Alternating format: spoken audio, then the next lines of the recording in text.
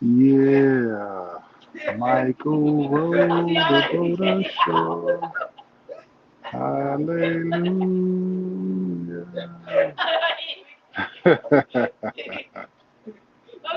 I'm over here laughing at my son right now. Kennedy, cross-examine, Kurt's Corner edition. Just sitting here chilling right now. I am a blessed man. I got a friend, man, who owns a beach house in the Outer Banks of North Carolina, and he has graciously allowed my family to come here for a week. I am not a beach person, as I'm sure many of you probably knew that without me having to say that. I have no desire to lay out at the beach. Wouldn't be beneficial for me or the other people at the beach. Wouldn't be beneficial for me with my shirt off there. I would ruin people's vacation. So I am at the beach house chilling. My three sons are behind you. So if you hear a bunch of screaming, I apologize. We are out back in the pool. It is not even warm enough yet to go swimming, but the pool was available, and so my sons are scaredy cats. The water's a little cold, and they're not going in. I've stepped in it enough, so it's not like it's going to be freezing cold. Like I wouldn't let them get in the water if it were freezing cold, but nevertheless, here I am in Outer Banks, North Carolina, for the week, just chilling with my family, and I've been obviously monitoring what's happening in the culture. And so many of you are aware of this.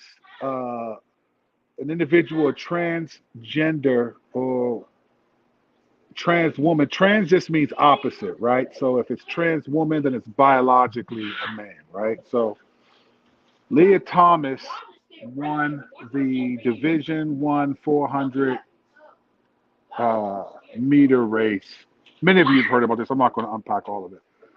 And there's been a lot of people offended. In fact, I know today Governor DeSantis in Florida declared the girl who was the runner-up the true winner because she's a biologically born woman.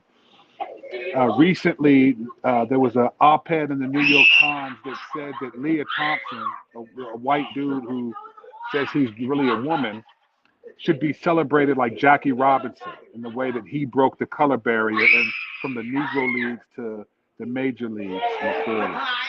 So there's been a lot of videos, a lot of hubbub, a lot of people are talking about this. Again, I apologize if you hear a lot of screaming. My three sons are over there in the pool trying to force each other to get in the water because it's cold. So welcome to having a family.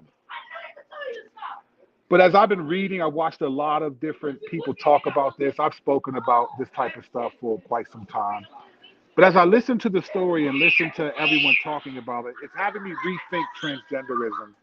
And here's a question that I've asked plenty of times before. In fact, at the end of Ruslan, he had his episode last night talking about this. And in it, he asked a similar question. And I want to ask this question, but I actually want to give an answer to what I think is really happening. And I've said this question plenty of times, and other people have, so it doesn't originate with anyone. But the question is, and this is one thing that Ruslan said last night, I've been saying this, and a lot of people ask this question, why don't we hear about trans men who are biological women? Why don't we hear about them uh, breaking the male sports? Why don't we hear them excelling significantly in male sports? Like why is the emphasis on women? Like what is happening that it's women? If there's no difference, then why don't we see like trans men um, excelling? And we don't hear much. As a matter of fact, if we're honest, most of the trans language, trans news is usually about trans women. So men who are saying that they're women, and society is accepting that premise. Not everyone, but many people. It seems like we only hear about trans women. You would, as a matter of fact, if I were just judging what we hear in the news, you wouldn't even think that trans men actually exist, right? right? You wouldn't think that there are women biologically who say that they're men. They only exist in some senses in theory. Not that they're not real people that feel that way, but in terms of the emphasis of the news and the media and a lot of the language and a lot of the concern is for men who are trans who are saying that they're women. The question is, why is that the emphasis? A lot of women are upset. Even many of you have seen Dave Chappelle's comedy special 2 years ago, where he highlighted this LGBT sort of scenario, and it was very funny. But he made a point that lesbians hate trans women because they're trying to profess to be women, and they want to be. And that's true. If you're aware, I dropped an album last February called Philosophy, and I had a song called Asking for a Friend, and it was basically highlighting the discrepancy, the battle. Like when we say LGBT, we almost treat them like they are a unified front, but in many ways, the LGBT do not all get along because trans have changed the game by saying, even though I'm biologically a man, I'm a woman, and you must accept me as that. But the question that is being posed by me and others is, why is the emphasis? Why don't we hear trans men, women biologically who are men, ideologically or physiologically, psychologically, why don't we hear about them wanting to come and play in the NFL? Why don't we hear about them getting sent to men prisons? And why don't we hear about them coming into the NBA? All this stuff. So that's the question. I want to give an answer as to what I think is happening here. And the answer is going to be theological. I want to start with, and so to ask this question, I want to ask another question. In the beginning, in Genesis, many of you watching this are believers. Let me ask this question. Adam is created first, and then Eve, right? When we get to Genesis 1, it's just the 6 days of creation. It highlights mankind being created. Genesis 2 is primarily God and Adam's relationship and the creation of Adam. It's primarily that, and then the creation of Eve out after that. And then in Genesis 3, it's primarily the relationship between Satan and Eve, right? So Adam is not really in that scene until after the sin occurs. So that's the most significant part of the Bible. One significant part is only focused on women, okay? Now, I want to make this make sense because I think there's a problem with trans women and sort of the emphasis on women, and I want to explain why I think this is happening from Genesis. So if you think about creation, what we know is this. Here's what we know. We know that God, the Trinity, right, identify as, and again, I apologize for the noise in the background. My sons are screaming. If it's too loud, put it in the comments, and I'll redo this video later. But we do know this. God the Father, Son, and the Spirit, they identify as male, right? Father, Son, and the Holy Spirit is usually identified as masculine, okay?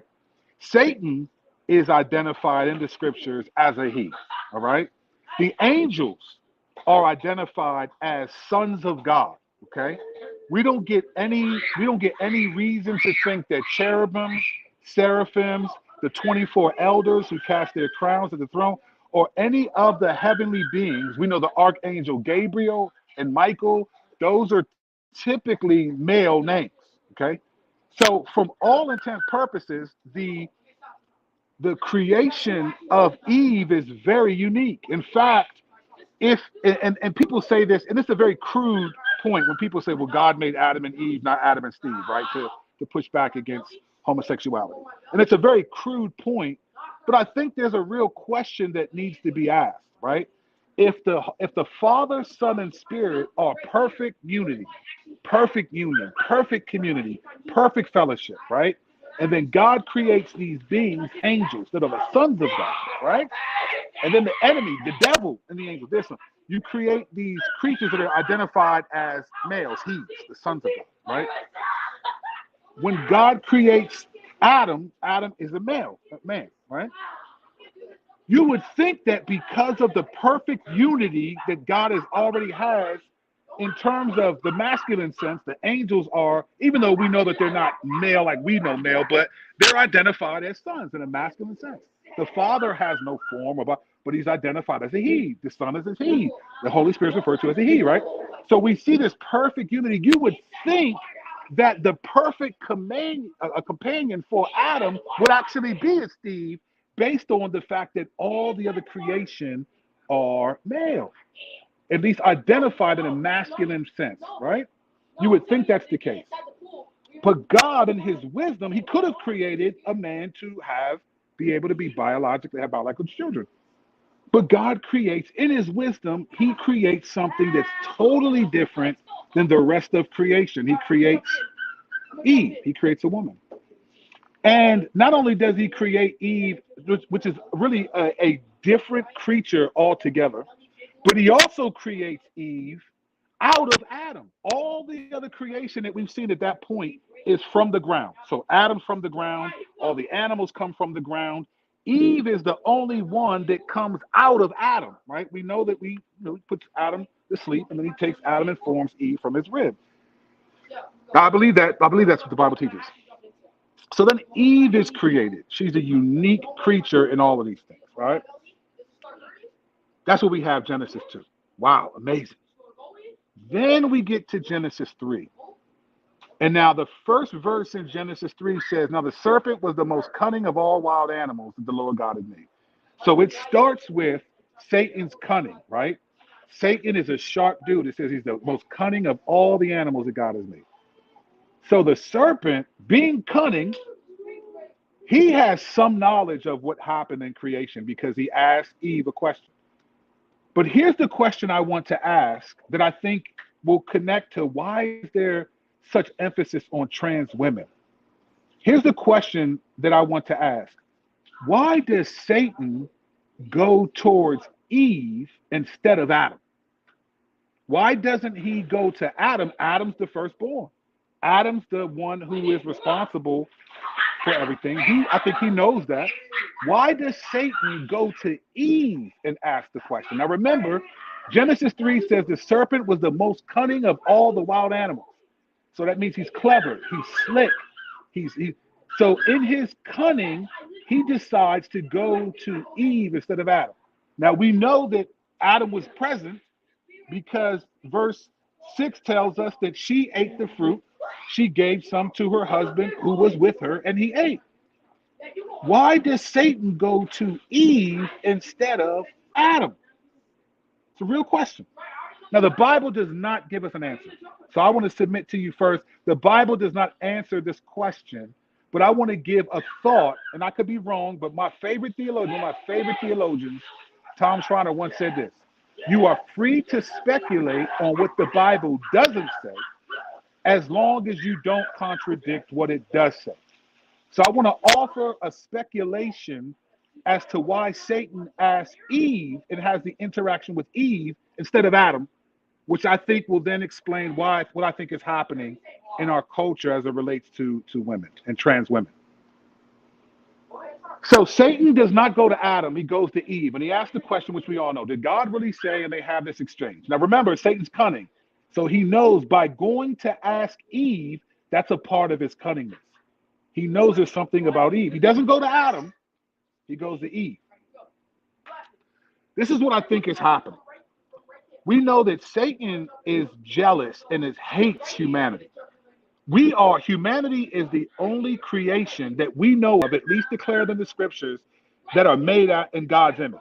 Angels are not made in God's image. Satan is not made in God's image. Cherubim, seraphim, humanity is the only creation made in God's image. And in that creation, God creates a woman who, for all intent purposes, at that particular moment, was a unique creation. Now granted, we could say, well, there were animals, fine, but there was nothing that could glorify God in the way that humans, angels, or other beings could that wasn't masculine. So when God created Eve, he created a whole new creature that they hadn't even seen. In fact, I don't know how you process Genesis 6. I believe Genesis 6 teaches that angels saw that the daughters of women were so beautiful, and they left heaven to end up having sex with these women, taking on the form of human beings, and these women got pregnant, right? I believe that that's what Genesis 6 teaches. You may not agree with that, and that's fine. I believe that. So women are a very unique thing, and women are, in the humanistic sense, the ones responsible for creation because men cannot carry children. You can't do that, right? That was the role given to women. Now you need a man to be able, it has to work together. But men do not have babies, women do. Satan hates humanity. He hates the fact that we are created in God's image. You would think that he would go after Adam, but instead he targets Eve. It's Eve is the one whom he goes after. And the reason why, I believe this is why. Again, I qualify, I do not know. The scripture does not say this, but I'm allowed to speculate because I don't think what I'm about to say contradicts anything else in scripture. I believe Satan targets Eve because when he hates humanity, he hates to be created in his image, and if he can go after the woman and deceive her and target her, it affects who she is. It's almost a way where Satan is trying to uncreate the very essence of what God created. He attacks the very person, not that she's by herself, but she is the one whom God created to have children in her womb, right? So there's something totally different about the woman that Adam can't do by himself. So Satan attacks her. Maybe she's weaker in the physical sense and all of those things, but he's very strategic. It says he's cunning. He's attacking Eve, and his view of women is a hatred of them because they bring about the creation. In fact, even Jesus himself comes from a woman. God could have made Jesus in a supernatural way that did not need Mary, but he chose to use Mary to bring about the prince of the earth, the king of the world, right? It's possible that Satan may have thought that if I can mess up Eve and destroy her, that God will be so offended and then it will ruin his plan. But instead, God told Satan, this woman will give birth to a seed that will destroy what you're thinking, that will destroy you and all of it, right? So Satan has it in for humanity. He wants to take our souls. He wants to confuse us and send us to hell. But specifically, Satan is cunning and he needs to target women for a very specific reason. Because if you target women, then you uncreate. You take away the ability to create. You take away the uniqueness of the creation that God made. First with humanity, but then a woman was taken out of Adam. The first and only time you see that. And then ironically, babies are in the womb taken out of the woman into life, right? When Eve is created out of Adam. It's the first time that we see the same essence, humanity, right? The same essence, but a different person. So God creates a different person, gives her the same essence. Now, this is something that I didn't say this, but when God creates Adam, it says he breathed into him the breath of life. But he doesn't breathe into Eve the breath of life. Why? He doesn't need to. Because she has the same essence as Adam, because he created her. He could have created Eve out of the ground, but he created her out of Adam. So she has the same essence, but she's a different person. This is the exact same language that we use to describe the Trinity. Same in essence, different in person. So the creation of Eve and the children coming is a very much a Trinitarian. It's supposed to model for us how the Trinity works. It's no design and no coincidence that marriage is a reflection of Christ and the church, right? The relationship between the man, the husband, and the wife. Well, the creation of Eve is an illustration of the Trinity, where they're the same essence with the different persons. Now, it's no identical. I'm not being heretical and saying that Jesus was created. And that's what I'm saying. But the picture of it, instead of creating Eve from the ground, it's the same thing. It's unique. Satan understands this, so he goes after Eve to mess up her, to challenge her. And now that extends to throughout human history, but let's fast forward to today. Why the issue? Why so much emphasis on trans women, not trans men? You don't hardly hear anything about trans men except that they exist. But it's about trans women. It's about this. It's about because what it's about. This is, and let me take this real quick. We're so deceived by the political nature of our country that we think these are leftist ideologies, or we think it's leftist policies and leftist. Let me tell you, these are satanic ideologies. Let's be clear. Peter Thiel in 2016 is a billionaire. He gave a speech in Cleveland at the Republican National Convention. And he said, I am proud to be gay. I'm proud to be a Republican, and I'm proud to be an American, to the applause of many. Gay people are in the Republican Party. LGBT are in the Republican Party. It is not just a leftist thing. And once we start calling these things leftist and this, we dismiss the a real agenda. This is a satanic agenda, brothers and sisters, right? This is of the enemy. These aren't leftist policies. These are satanic policies. And what the devil is trying to do is it's the uncreation of women. It's a further attack. I think Satan, honestly, I can't prove this. I think he's more bitter at women than men because women have been given this unique role. It was a woman who gave birth to Jesus, who crushed him. It was a woman that was so uniquely created that changed the nature of everything. I think Satan is targeting women in a particular way to almost uncreate what a woman is. And as society moves towards this uncreation, it takes away all of the blessing and all of what God intended a woman to be. This is not a leftist strategy. It may be more people on the left who agree with these policies, but this is a very satanic strategy. Very satanic. There's more that I really want to communicate, but there's two problems. My kids are loud and my battery's about to be low. But I want you to just take what I said. I didn't say everything I wanted to say, but I want you to just think about this for a second. Set aside the political part of it and think about the spiritual agenda here. There's a spiritual agenda. We have an enemy whose goal is to overthrow what we believe, the church, as best as he can. This is why we're seeing, I believe, a real attack on women. It's not an attack on men as much. It's on women. It's the uncreation of women. That's what Satan wants to do. He wants to uncreate women. He wants to uncreate who the role of women, what women accomplish. And so we start forgetting, because if you uncreate women, then you uncreate an element of God's image. And if you can uncreate women, then it makes it one step further for you to uncreate God, right? If the reflection of God is a marriage between a man and a woman, it's Christ and the church, Ephesians 5. If you take away what a woman is and what she's capable of, whether she can have children or not, it's the creation aspect. It's the creation of a woman, and the way that they can have children is supposed to reflect to us the dynamic within the Trinity. They're different in person, same in essence. This is why I don't think God created a Steve, because there's a biblical unsameness, a biblical difference. The sameness sexually is actually sinful, right? Same-sex marriage. God wanted to be different in person, but same in design.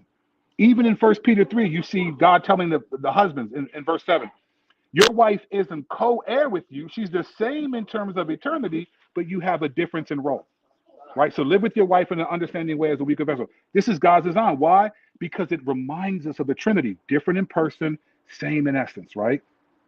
Humanity with the same essence. We got breathe the breath of life into Adam. You never see that happen again.